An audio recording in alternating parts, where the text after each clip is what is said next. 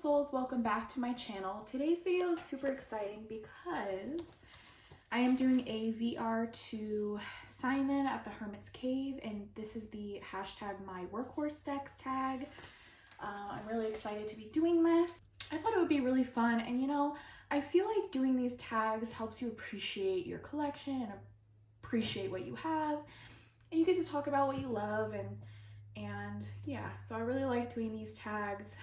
So we have 7 prompts here, and I think I'm going to add an 8th prompt at the end here. We'll see, but yeah, so we're just gonna get into it. So the first prompt is shadow work. So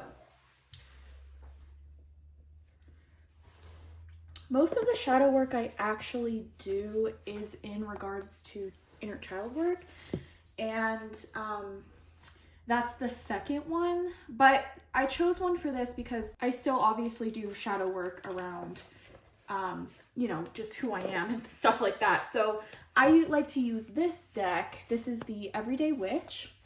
I have these bags available in my shop if you're interested, but this is the Everyday Witch, and I actually use this when I need kind of like a kick in the ass because this deck, while it is very cutesy, right, it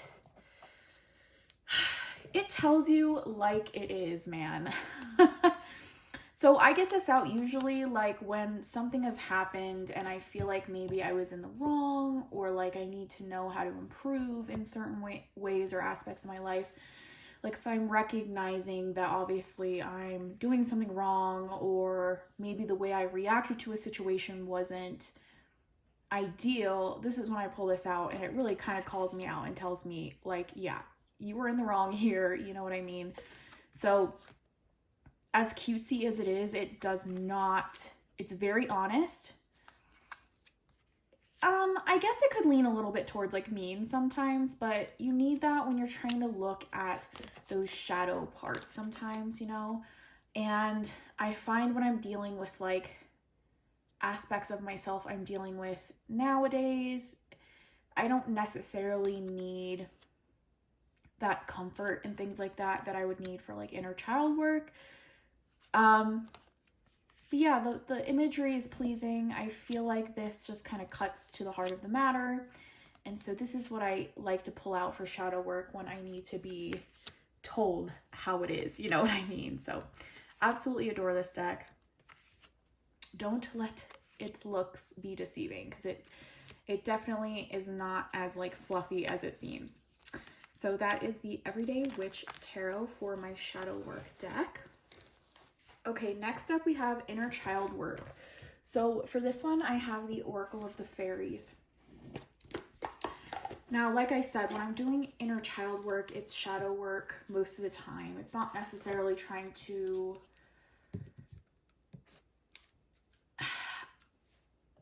a lot of my inner child work deals with childhood trauma and things like that, but also bringing back that child, right? Connecting with what I feel like was stolen from me in a lot of ways. And I want that happiness, that innocence back, that way of looking at the world through a child's eyes. And this deck has brought me to tears doing that. It brings back that idea that magic is real. You know, it's brought me back to believing in magic and brought back that person that I was as a child, you know?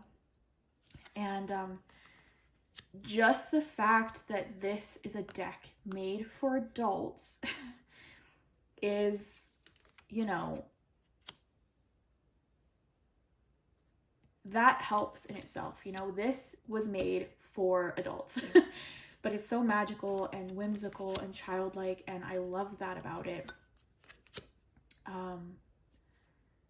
It has like a witchy aspect to it, which I like.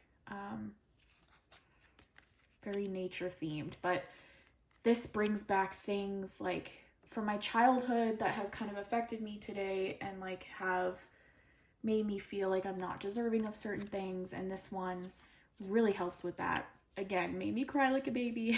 I love this deck. I love bringing it out when I really need that inner child work. So yes, I absolutely adore this deck. It's a lot deeper than it looks, you know? Like, I feel like you would see this and be like, eh, but it's very deep. It cuts to the core, and I adore it. And I love Karen K. She also has the Oracle of the Mermaids, which I really like as well. So this is the one I use for inner child work. Okay, next up we have a deck for pathworking, and I am not somebody who has dabbled in pathworking too much, but watching this tag has actually inspired me to kind of explore that a little bit more. And so this is my Green Witch Tarot. This is one of my all-time favorite decks ever. And from what I understand, pathworking is kind of like going into the card. Like, you meditate and you kind of go into the card, go into that landscape and journey and speak to spirits and things like that. And this deck is like where I would want to live. Like, I'm a big daydreamer or like fantasy thinker. Like, I'll just kind of like doze off and like put myself in places like this anyways. So I thought that this would be fun to plan to do pathworking with. Like I said, I haven't really played around with it too much, but because of Simon's video, I'm going to start pathworking, and I'll bring you guys along on that journey, kind of update you. But I think it'll help me bond to this deck even more, to put myself in this world, because I find that this world is very, it's very cohesive. Like, it feels like it flows really well. It feels like it's all this same kind of fantasy world, and I love that about this deck. Like, just imagine like climbing to the top of this mountain, or like going into this little shack. Like, oh my gosh, I feel like I could have a lot of fun with this. I also live in an environment that kind of looks like this as far as like the nature and stuff. So I feel like it'll be easy to me, especially if I maybe sit outside and kind of immerse myself fully. I think I'll be able to pathwork with this, and I'm so excited for that. So this is the deck I will be pathworking with, and this is the Green Witch Tarot, one of my all-time favorites. All right, next up we have a deck for personal growth and development, and this one was hard because that's basically all my decks. But I decided to choose the Earth Wisdom Oracle, and the reason I chose this one is because I've been working with it as my my monthly cards. So I did a year ahead spread at the beginning of 2022, and so I pulled a tarot card for each month, and I pulled a oracle card for each month, and this is the deck that I pulled from. And I feel like this is really helping me develop, because I'm really embodying or focusing on the message that is on each card for the month. And I mean, these are really beautiful things to help you develop yourself. And I feel like I've already grown from implementing these kind of ideas or these things in my life, you know? And I love this deck. I love the artwork on it. Like, right now on my... So right now the card for April is self-acceptance, and that's really something that I've struggled with. And so embodying that, trying to work on that, is really helping me grow and develop. But this deck is beautiful. There's not many cards, and so I feel like working with it one card a month really lets you fully embody that message that it's telling you. So again, the Earth Wisdom Oracle, I adore this deck. Okay, next up we have your Ride or Die. So like, just like your all-time favorite deck. And that is my Smith-Waite Borderless, my Rider-Waite deck that I adore. This is my Ride or Die. Like, I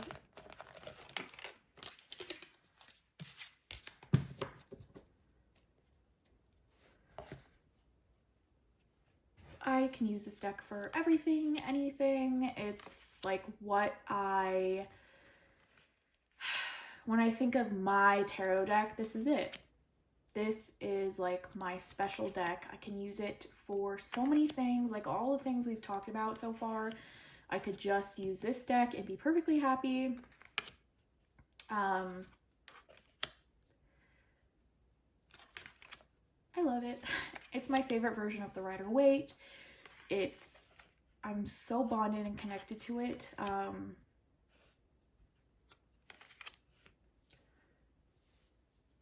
That honestly I could get rid of all my other decks and I wouldn't be happy about it. And I've said that before, but I could live because this is everything to me.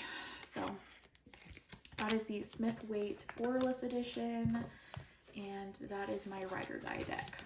Okay, next up we have Hello There. So this prompt is a deck that you can't put down. It's new to your collection and you're just like obsessed. You can't put it down. Like, it's just everything else has kind of been put on the back burner because of this.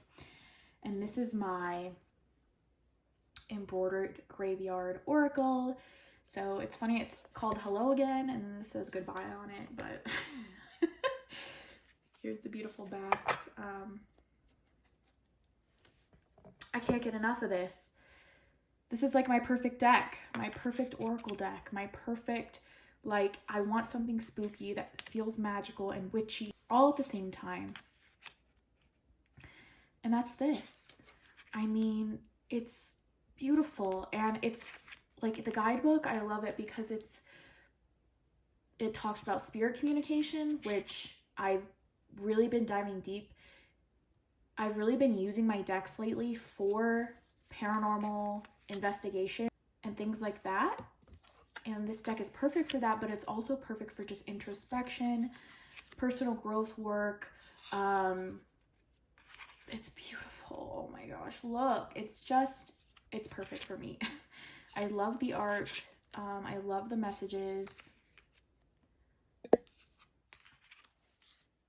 And I just can't get enough of it. Like, I can't put it down. And I know this is going to make it into like my top 10 favorite decks ever. So that is the embroidered graveyard oracle for Hello There.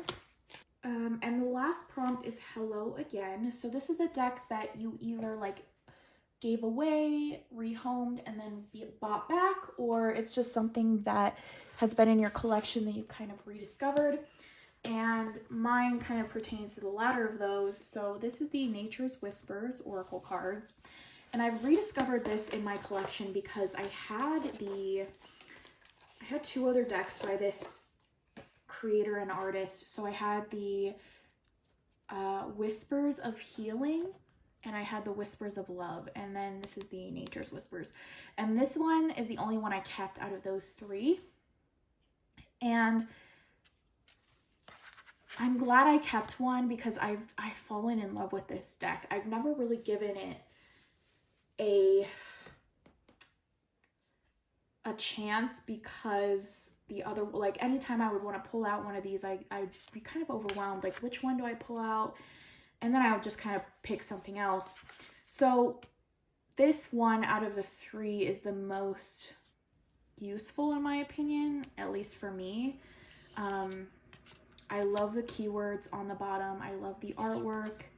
I just feel like it goes really well together and it's really beautiful for the spring and summertime. And yeah, I'm so glad I've rediscovered this. And by decluttering those other two, it's allowed me to connect with this deck.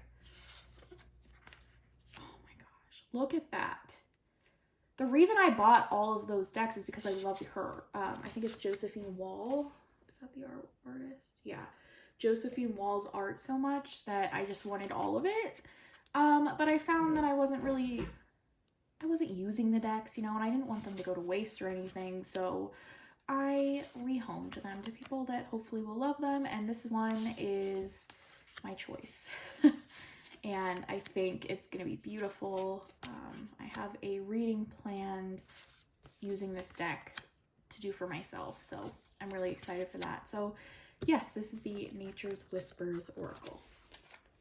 Okay, so I mentioned at the beginning that I was going to be adding another category, and I think I'm going to do that. So this prompt is going to be a deck you use for spirit communication. So if you guys are watching this and want to do this tag, I would love to see if you guys have a deck you use for spirit communication. Could be like ancestor work, or talking to actual like ghosts or family members, or whatever it is. I want to know. And this is the Memento Mori. So this is the deck I use for spirit communication. And it's beautiful. I love, love, love this deck. I love how like simple it is. It doesn't have a lot going on in the artwork, and it leaves a lot open for interpretation. Things can be taken very literally, or they can be taken more spiritually. It is really interesting. I did a reading speaking to the spirit in my home, and this deck was spot on with that. So yeah, I love this deck. Again, this is the Memento Mori deck, and it's what I use for spirit communication. So yes. All right, guys, so that was my workhorse decks tag, and I really enjoyed doing this. I would love to know if you guys are doing this tag down below. I've loved watching them. It's super fun. But yeah, I love you guys so much, and I'll see you in my next video. Bye.